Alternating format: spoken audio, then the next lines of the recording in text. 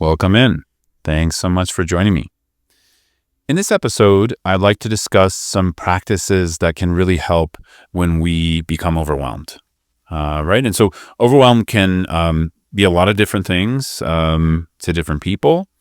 Generally, when I'm using the word overwhelm, I'm referring to some sort of like nervous system overwhelm where anxiety has taken over or stress, where we start to feel excessive fear or worry or tension in the body, right? Where we can't think straight, all of that stuff, right? So, that's generally how I define overwhelm for me. If it's something else to you, that's fine. But I thought to talk about some practices that I use on a daily basis that don't require a lot of thinking. They don't require a lot of time. They're just sort of like a go-to that I do. And on top of that, I'll recommend some go-tos that maybe I don't do, but I've heard work for other people. So with that said, I rely on the feeling body a lot when I'm overwhelmed. And what that means is literally could just be the sensation in the body, like the feeling of my hand on my knee or leg. It could be the feeling of my foot touching the ground as I walk, or my feet on the ground as I sit. It could be the feeling of the weight of my body in the seat.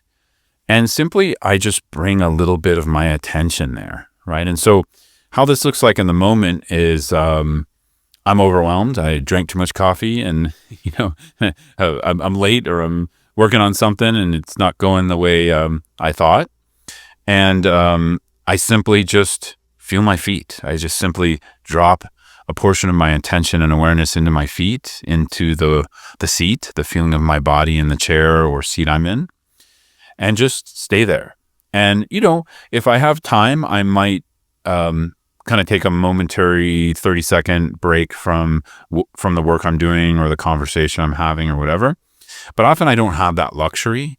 So what I'll do is do it with the activity, right? So I'm actually doing it now. So, you probably can't see or tell, but, I'm recording this video and I'm just feeling my body in the seat. And so there's, a portion of my attention, 20-25% with my body. The rest of my attention is sort of thinking about what I want to say to you who's watching and listening to this.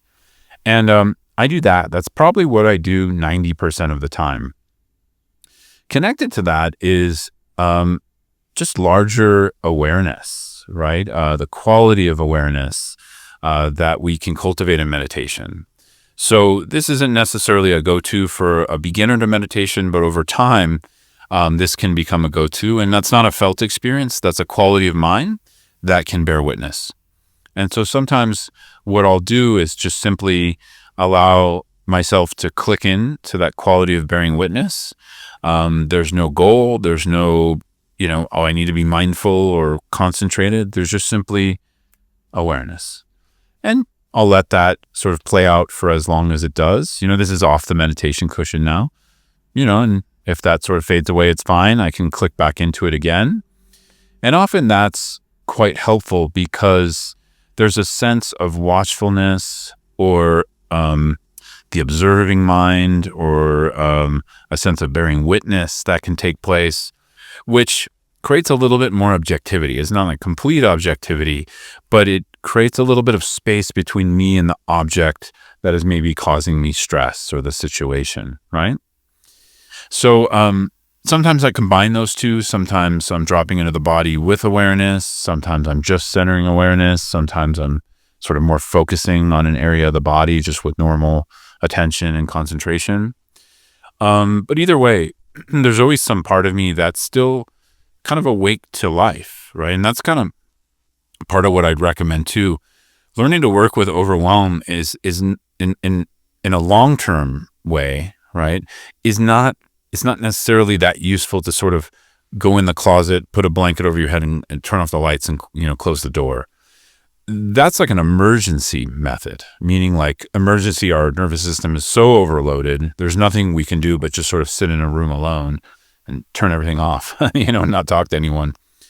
But in general, that's not like sustainable for life. So of course, if you need to do that, go for it. But then you can slowly also practice these ways that are more sustainable, where we're not rejecting what's going on in and around us, but we're just learning to put 20% of our awareness or attention on the body, or click into awareness itself and allow the situation or environment to play out within awareness. So these are sort of my go-tos because they're also sustainable. And am I good at them? I'm not sure if I'm good at them. I think they're a little bit more accessible than they were 10 years ago. I'll put it that way.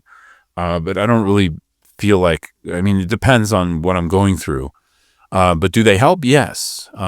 Because it's not so much about like doing it once and then it helps. It's about consistency and that strength in the certain,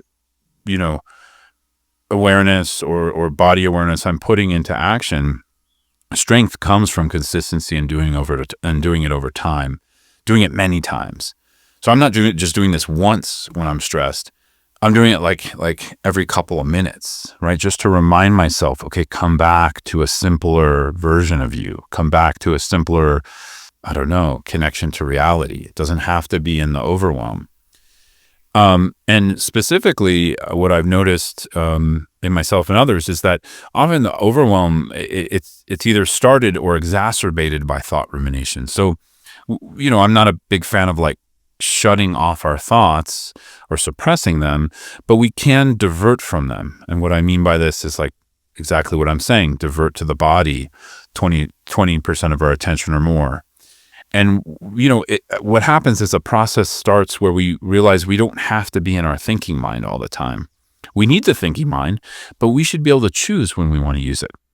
So a lot of overwhelm happens because we don't have a choice anymore, because it's turned into a habit pattern of like constantly going to the thinking mind to assess the situation, which is simultaneously making it worse, meaning creating more fear and anxiety.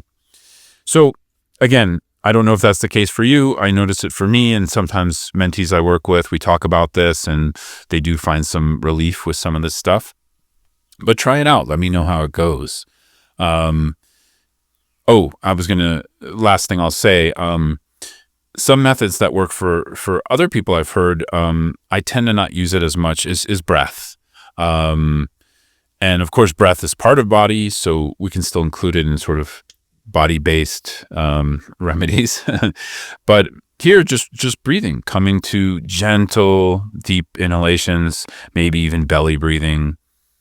This actually has science behind it, where they've done studies where it actually does trigger a more relaxed, more at ease nervous system. So for some of you, the breath might really be the key.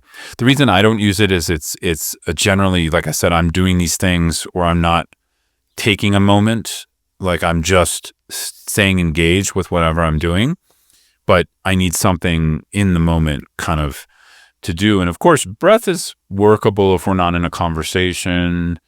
We could still do an activity and breathe with intention, but generally it sometimes requires us to sort of stop what we're doing, take a few minutes for breathing practice and come back, which is fine. That's also fine, right? It's just, in this episode, I really wanted to center things you can do like on the spot without having to stop your activity or conversation or whatever it is. And they work if you consistently do them. Or maybe a combination. Sometimes you need to take a break and work with the breath, and then sometimes you can integrate more body awareness or just awareness into whatever you're doing. So yeah, so with that said, I'll end for this episode. Let me know if this resonates with you. You can always comment on YouTube if you'd like, or you can reach out to me at my website, scotttusa.com. So thanks, everyone. I enjoy sharing these things. Please let me know if they're useful to you too, and I'll keep doing them. Thanks so much.